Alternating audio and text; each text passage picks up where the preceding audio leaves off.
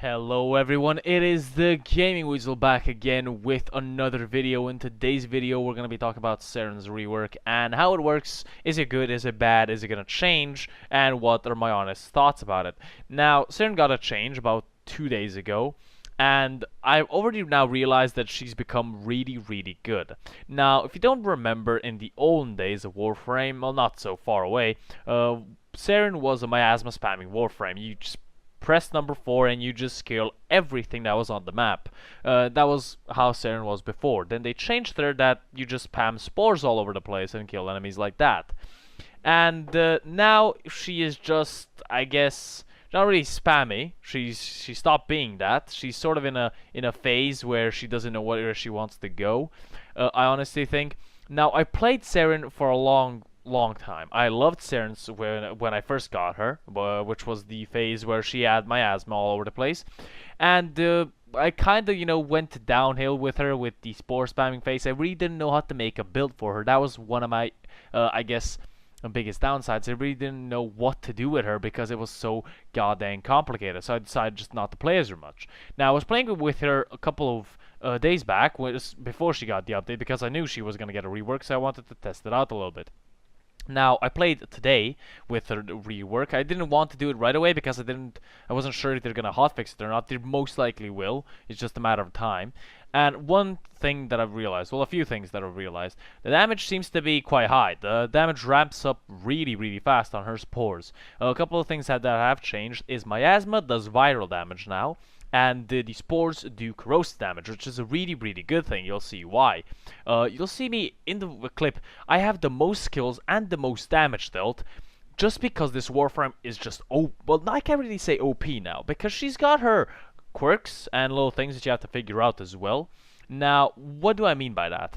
Is, by the way, you cannot cast spores on your molt anymore. The molt works the same as it did before. It just has more health now, and it casts or gives you, I guess, a speed boost. And regenerative molt hasn't been changed any bit, so it still regenerates your health, just if you wanted to know. But these spores, you cast it once, and then on an enemy, then you try to damage that enemy, and then it spreads to the closer enemies as well, and you can affect a lot of enemies if you're in a closed or really just dense enemy area. Now, one thing is, or that quirk that I wanted to say is that if you don't have a high density area, your miasma, or sorry, not miasma, but your spores are gonna fade out because the spores don't have anywhere to spread to. Now, when you're damaging an enemy, the range of the spore spreading, I guess, is higher than when the enemy dies from the spores, because when the enemy dies, it still does spread, it just spreads much less. The range is much less. Now, that's, I guess, a good not really a good payoff, but I guess a good balancing type, because you'll see me quite difficult. I do die a couple of times, but you'll see me being quite frustrated when I try to keep my spores, and it's really hard because there's not a lot of enemies. I can find this more useful in solo, where you have just a bunch of enemies that you can kill by yourself. I find this more useful in solo. But where would this be nice, you might be asking? Is in Sanctuary Onslaught, yes, in the Kuva Fortress as well, and for example high-level missions in the Oracle. Now, low-level missions with her are gonna be just a pain in the ass, because she's not really used for low-level missions anymore because of the damage she does. The damage ramps up really fast. It just goes up. I played around with 20 level enemies in the Simulacrum. I killed them in under like 3 seconds or 4 seconds. It was really fast because of the corrosive damage that it does. Now, the more you shoot the enemy, of course, the more damage you're gonna do, because the gun does damage, or your primary weapon does damage, and the spores actually do damage. Now, trying to maintain the spores is, I guess, the most difficult part of this, and that's like the part that I don't like. But of course, they need something to balance the actual ramping damage. Now, what are my honest thoughts about it?